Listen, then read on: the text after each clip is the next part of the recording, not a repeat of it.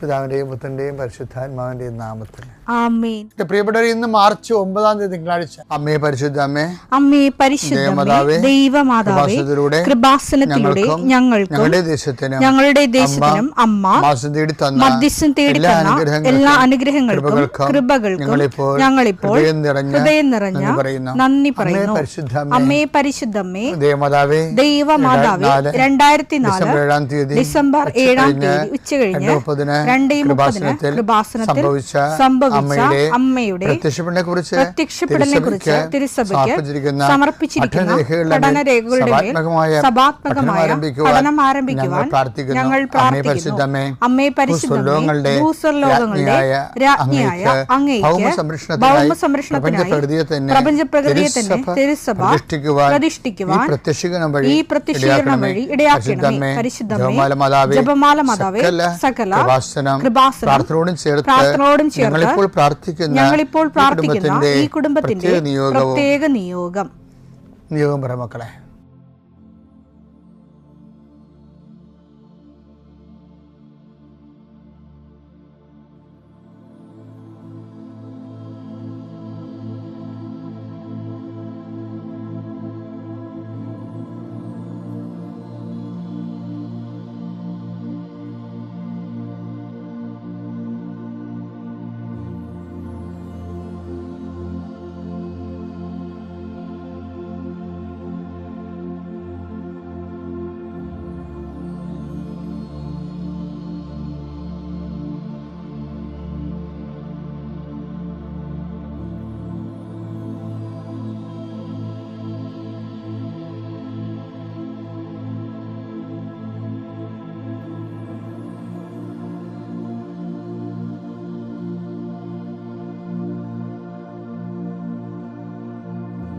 അമ്മയുടെ പ്രത്യക്ഷീകരണത്തിന്റെ ഈ അനുഗ്രഹവേളയിൽ ഞങ്ങൾക്ക് സാധിച്ചു തരുവാൻ കനിയണമേ.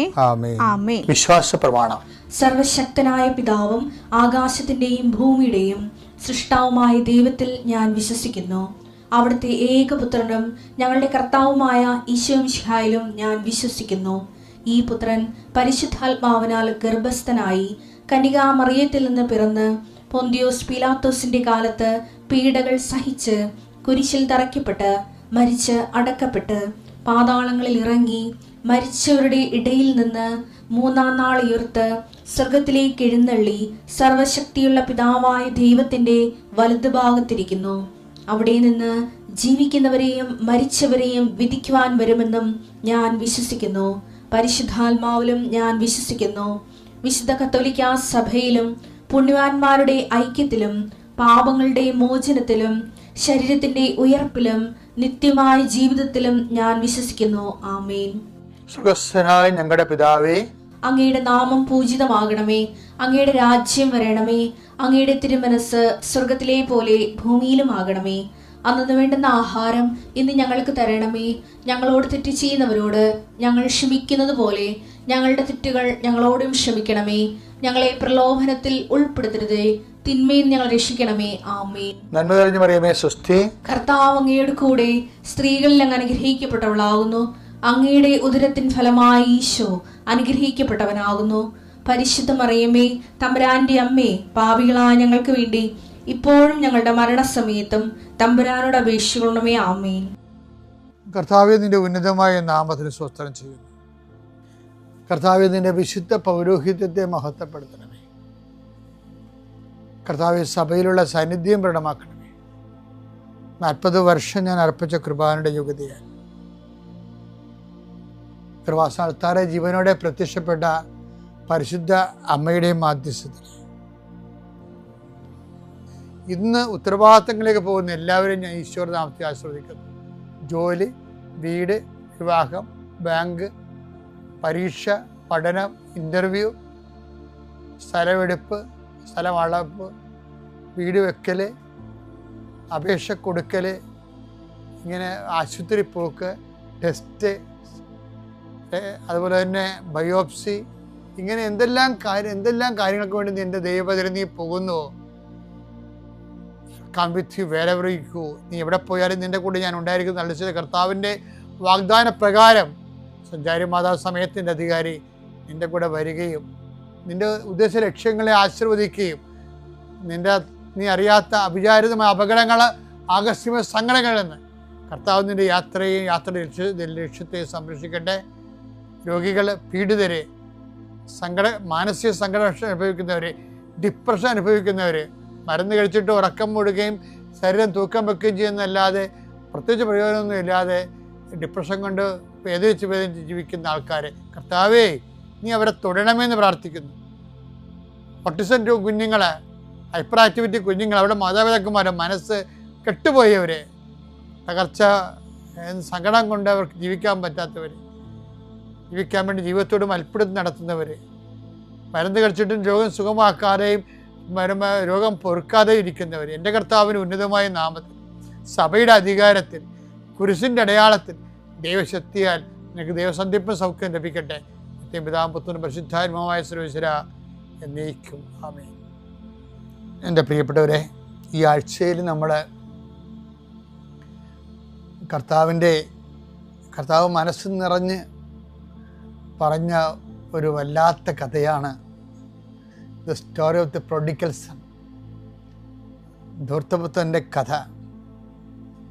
അതിന് ഇടക്കാലം കൊണ്ട് സ്നേഹപിതാവിൻ്റെ കഥ എന്നൊക്കെ പറഞ്ഞ് ബൈബിൾ വ്യാഖ്യാനക്കാർ അതിനെ കുറച്ച് മസാലകൾ ചേർക്കുന്നുണ്ട്. പക്ഷേ അതിനും അപ്പുറത്ത് അത് തൻ്റെ കൂടെ നിന്ന് എല്ലാം ഉള്ളതും ഇല്ലാത്തതും ഒരുപോലെ അനുഭവിച്ച ഒരു മകൻ്റെ കഥ കൂടിയാണത്. അത് മൂത്ത മകനാണ്. നമ്മൾ ഈ ആഴ്ചകളുടെ ധ്യാനങ്ങളെല്ലാം ഒരു പൊളിച്ചെഴുത്തും ഒരു പുനർവായനയുമാണ്. അതിൽ നമ്മൾ ആദ്യം കാണുന്നത് ഈ ഇളയ മകൻ അവനെല്ലാം നശിപ്പിച്ച് ദൂർത്തടിച്ച് കഴിഞ്ഞപ്പോൾ ആ നാട്ടിലൊരു ക്ഷാമം ഉണ്ടായി. അപ്പോൾ അവൻ ചിന്തിച്ചു, എൻ്റെ പിതാവിൻ്റെ ദാസന്മാർ എത്രയോ സുഭിക്ഷമായ ഭക്ഷണം കഴിക്കുന്നു, ഞാനോ ഇവിടെ വിശന്ന് മരിക്കുന്നു. ഞാൻ എഴുന്നേറ്റ് എൻ്റെ പിതാവിൻ്റെ അടുക്കിലേക്ക് പോകും. അതൊരു ഡിസിഷനാണ്, തീരുമാനം. എല്ലാ മാനസാന്തരങ്ങൾക്കും ഒരു തീരുമാനമുണ്ട്. തീരുമാനമില്ലാത്ത വെറും ആശയങ്ങൾ മാത്രമായ മാനസാന്തരം സുവിശേഷത്തിൻ്റെ ദൃഷ്ടിയിൽ സ്വീകാര്യമല്ല. ഒരു ഡിസിഷൻ, സക്കേവസും ഒരു ഡിസിഷൻ എടുത്തതാണ്. ഞാൻ എൻ്റെ ആടെങ്കിലും വക വഞ്ചിച്ചെടുത്തിട്ടുണ്ടെങ്കിൽ 4 ഇരട്ടിയായിട്ട് തിരിച്ചു കൊടുക്കുന്നത് എല്ലാം തീരുമാനമാണ്. എപ്പോഴും ഒരു മാനസാന്തര അനുഭവത്തിൻ്റെ തീരുമാനം ഉണ്ടാകണം. അതുപോലെ ഇദ്ദേഹം ഒരു തീരുമാനം എടുത്തതിൽ ഒരു ധൂർത്തപുത്രൻ്റെ തിരിച്ചുവരവിൻ്റെ ഒരു തീരുമാനം എന്താണെന്നറിയാമോ? ഒരു തീരുമാനം ഇയാൾ വേശ്യകളുടെ കൂടെ സ്വത്ത് ധൂർത്തടിച്ചെന്ന് പറയുന്നത് ആരോപണം മാത്രമാണ്. നമുക്കറിയത്തില്ല, ചേട്ടായി പറയുന്നൊരു ആരോപണമാണ്. ചിലപ്പോൾ ശരിയാകും, ചിലപ്പോൾ തെറ്റാകാം. പക്ഷെ കാശ് പോയെന്നുള്ള കാര്യം സത്യമാണ്. ഗതികെട്ട് നശിഞ്ഞ് നാറാണക്കല്ലും പറിച്ച് തിരിച്ചു വന്നു എന്നുള്ള കാര്യവും സത്യമാണ്. പക്ഷെ എന്നാലും അദ്ദേഹം പറയുന്നൊരു വാക്കുണ്ട്, ഞാനത് റീഫണ്ട് ചെയ്യാമെന്ന് പറയുന്നുണ്ട്. അപ്പൻ്റെ വീട്ടിലത് നിർത്തിയാൽ മതി, ഞാനത് റീഫണ്ട് ചെയ്തോളാം, ഞാൻ നഷ്ടപ്പെടുത്തിയത് എന്നെ ആവുന്നവരെ, മരണം വരെ ജോലി എടുത്താലും ശരി, അപ്പന് നഷ്ടപ്പെട്ടത് ഞാൻ തിരിച്ചു തന്നോളാം എന്ന് പറയും. അതൊരു വല്ലാത്ത വാക്കാണ് ശരിക്കും. ലൂക്കാ 15:18 ഞാൻ എഴുന്നേറ്റ് എൻ്റെ പിതാവിന്റെ അടുത്തേക്ക് പോകും. ഞാൻ എഴുന്നേറ്റ് എൻ്റെ പിതാവിന്റെ അടുക്കിലേക്ക് ഞാൻ അവനോട് പറയും. പിതാവേ, സ്വർഗത്തിനെതിരായും നിന്റെ മുമ്പിലും ഞാൻ പാപം ചെയ്തു. നിന്റെ പുത്രൻ എന്ന് വിളിക്കപ്പെടാൻ ഞാൻ ഇനി യോഗ്യനല്ല. നിന്റെ ദാസരിൽ ഒരുവനായി എന്നെ സ്വീകരിക്കണമേ. ഇപ്പൊ അത് അവന്റെ ഒരു സോളിലോക്കിയാണ്. അവന്റെ മനസാക്ഷി അവനെ ധ്യാനിപ്പിക്കുക. ധ്യാനഗുരുവില്ല, ധ്യാനകേന്ദ്രമില്ല, നല്ല നാട്ടുകാരില്ല പറഞ്ഞു കൊടുക്കാൻ. ഇതൊന്നും ഇല്ലെങ്കിലും ഒരു മനുഷ്യന് മനസാക്ഷി തന്നെയാണ് അവൻ്റെ ധ്യാനഗുരു. കാര്യം നമ്മുടെ തെറ്റും ശരിയൊക്കെ നമ്മുടെ മനസാക്ഷിക്ക് അറിയാം. പക്ഷേ ചില ആൾക്കാർ ദുരഭിമാനം കൊണ്ട്, ഞാനീ ധൂർത്തപുത്രൻ തിരിച്ചു വരെ എനിക്ക് ഏറ്റവും ഇഷ്ടപ്പെട്ടത് ഇവന് ദുരഭിമാനം ഇല്ലെന്നുള്ളതാണ്. അത് നമുക്ക് അടുത്ത ദിവസം കാണാനെക്കുറിച്ച്. ഇപ്പോൾ നമ്മൾ ചിന്തിച്ചുകൊണ്ടിരിക്കുന്നത് ഈ ധൂർത്തപുത്രൻ്റെ മനസ്സിൽ അവനൊരു തീരുമാനം എടുക്കുമ്പോൾ ആ തീരുമാനത്തിൻ്റെ ഒരു വിഷയം എന്താണെന്നറിയാവോ? അങ്ങയുടെ ദാസരിൽ ഒരുവനായി എന്നെ സ്വീകരിക്കണമേ. എന്നതിൻ്റെ അർത്ഥം എന്താണ്? ഞാനിത് റീഫണ്ട് ചെയ്തോളാം. എല്ലാം ചെയ്യാൻ പറ്റുമെന്ന് അറിയത്തില്ല, ഭീമമായ തുകയാണ്. എന്നാൽ ആ മനുഷ്യന് ഒരു ആഗ്രഹമുണ്ട്. എന്താണ്? പരിഹാരം ചെയ്യണമെന്ന്. നോൻപുകാലം പരിഹാരത്തിൻ്റെ കാലമാണ്. നമ്മൾ ഇപ്പോഴ് ആണ്ടുകുംഭാസം നടത്തുമ്പോൾ പോലും ആ പരിഹാരം ഒരു കാലികമായ തിന്മയിൽ നിന്നുള്ളൊരു പരിഹാരത്തിനാണ് നമ്മൾ പ്രായശ്ചിത്തമായിട്ട് ചെയ്യുന്നത്. പക്ഷെ പ്രായശ്ചിത്തം നമ്മൾ ചൊല്ലുകയാണ് ചെയ്യണത്. ഇയാൾ പറയണത് ഞാൻ പ്രായശ്ചിത്തം ചെയ്തോളാം എന്നാണ് പറയണത്. പ്രായശ്ചിത്തം ചൊല്ലാൻ ആർക്കും കഴിയും. അവിടെ മുട്ടയെന്ന് മൂസ്വർഗസ്ഥനായ ചൊല്ലിട്ട് പോന്നാൽ മതി. പക്ഷേ ഇയാളങ്ങനെയല്ല പറയണത്. അങ്ങയുടെ ദാസരിൽ ഒരുവനായി എന്നെ സ്വീകരിക്കണമെന്ന് പറയുമ്പോൾ ഞാൻ പ്രായശ്ചിത്തം ചെയ്തോളാമെന്ന്. ഇത് ദൈവദർശന സ്വീകാര്യമായ കർത്താവിൻ്റെ മനസ്സിലിരിപ്പാണ്. ഈ കഥയെല്ലാം വരണം എവിടെ നിന്നാണ്? കർത്താവ് എങ്ങനെയാണ് പാപിയെ കാണുന്നത്? പ്രായത്തെ ചൊല്ലുന്നവരെ അല്ല. അയാൾ പറയുന്നുണ്ട് അങ്ങക്കെതിരായി ഞാൻ പാപം ചെയ്തു പോയി എന്നൊക്കെ ഏറ്റു പറയുന്നുണ്ട് അയാൾ. പക്ഷെ പ്രായശ്ചിത്തം അയാൾ ചെല്ലുകയല്ല ചെയ്യണത്, പ്രായശ്ചിത്തം ചെയ്തോളാമെന്ന് പറയണതാണ്. നമുക്ക് പ്രാർത്ഥിക്കാം. കർത്താവായ ദൈവമേ, ഈ നോൻപുകാലത്ത് ഞാൻ അങ്ങയുടെ തിരുസന്നിധിയിൽ അങ്ങനെക്ക് നൽകിയ വിശുദ്ധിയും വരപ്രസാദവും നഷ്ടപ്പെടുത്തിക്കൊണ്ട് അങ്ങയുടെ കൃപയിൽ നിന്ന് അങ്ങയുടെ വിശുദ്ധ രക്തത്തിനെതിരായി ചെയ്ത പാപങ്ങളെ ഓർത്ത് അങ്ങയുടെ കൃപയിൽ നിന്ന് മാറ്റപ്പെട്ടതിനെ ഓർത്തും ഞാൻ പശ്ചാത്തപിക്കുന്നു. അങ്ങനെ സംഭവിച്ചു പോയതിൽ ഞാൻ ഖേദിക്കുകയും എന്റെ പാപങ്ങൾക്കെല്ലാം ധൂർത്തപുത്രനെ പോലെ അക്ഷരാർത്ഥത്തിലെ പരിഹാരം ചെയ്യാനുള്ള കൃപ എനിക്ക് നൽകണമേ എന്ന് പ്രാർത്ഥിക്കുന്നു. അപ്പൊ നിങ്ങളവർക്ക് എന്താണ് പശ്ചാത്താപം, എന്താണ് പരിഹാരം ചെയ്യേണ്ടതെന്ന്? ഇപ്പൊ നിങ്ങളൊരു അബോർഷനാണ് സംഭവിച്ചതെന്നുണ്ടെങ്കിൽ അബോർഷന്റെ പരിഹാരം എന്താ? 2-3 പരിഹാരങ്ങളുണ്ട്. ഒന്ന്, ഒരു കുഞ്ഞിനെ ദത്തെടുക്കാം, അല്ലേ? പഠിക്കാത്ത കുഞ്ഞുങ്ങൾ, അപ്പനില്ലാത്ത കുഞ്ഞുങ്ങളുണ്ടാകും, അപ്പം മരിച്ചുപോയ കുഞ്ഞുങ്ങളുണ്ടാകും. അതുപോലെ തന്നെ ഇപ്പം കഴിഞ്ഞ ദിവസങ്ങളൊരു ചെയ്തിരിക്കുന്നത് ഓട്ടിസം ഉള്ള കുഞ്ഞുങ്ങളെയൊക്കെ വളർത്തുകയാണ്. ചെറിയൊരു വരുമാനത്തിലാണ്, പക്ഷേ ആ വരുമാനം കൊണ്ട് എന്താകാനാണ്? ഓട്ടിസമുള്ള ഒരു കുഞ്ഞിനെ വളർത്താൻ ഒരു അമ്മക്ക് പറ്റുന്നില്ല. അപ്പോഴാണ് 5-6 കുഞ്ഞുങ്ങളെ ഒരമ്മ വളർത്തിക്കൊണ്ട് വരണത്.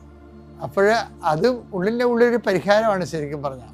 ഇതുപോലെ തന്നെയാണ് ചിലർ അനാഥാലയങ്ങളിൽ പോയി പ്രായമായവരുടെ ഉടുപ്പൊക്കെ അലക്കി കൊടുക്കുകയും അവർക്ക് ഇങ്ങനെ ബോധമില്ലാതെ ഫസ്റ്റ് കോളും സെക്കൻഡ് കോളും ഒക്കെ കഴിഞ്ഞ് കിടക്കുന്ന ആൾക്കാരെ കഴുകുന്നില്ലേ? ഇപ്പം കന്യാസിമാർ 2 പേരൊക്കെ ചിലപ്പോൾ ഉണ്ടാകത്തുള്ളൂ. ഓരോരുത്തരുടെ കഴുകി വരുമ്പോൾ തന്നെ മണി 12 ആവും. അത് നിസ്സാര കാര്യമില്ല.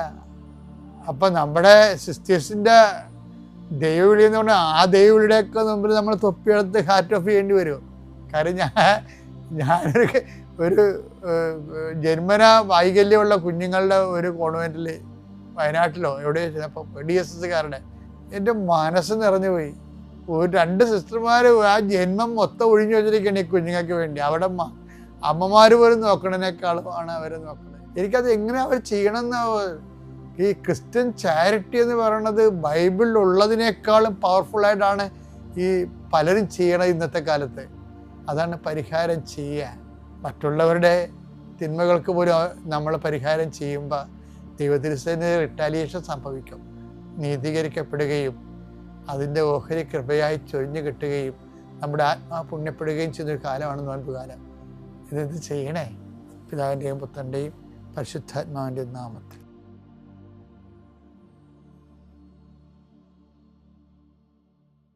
അത്യപൂർവ ദൈവാനുഭവങ്ങൾ ഇനി നിങ്ങൾക്കും സ്വന്തം.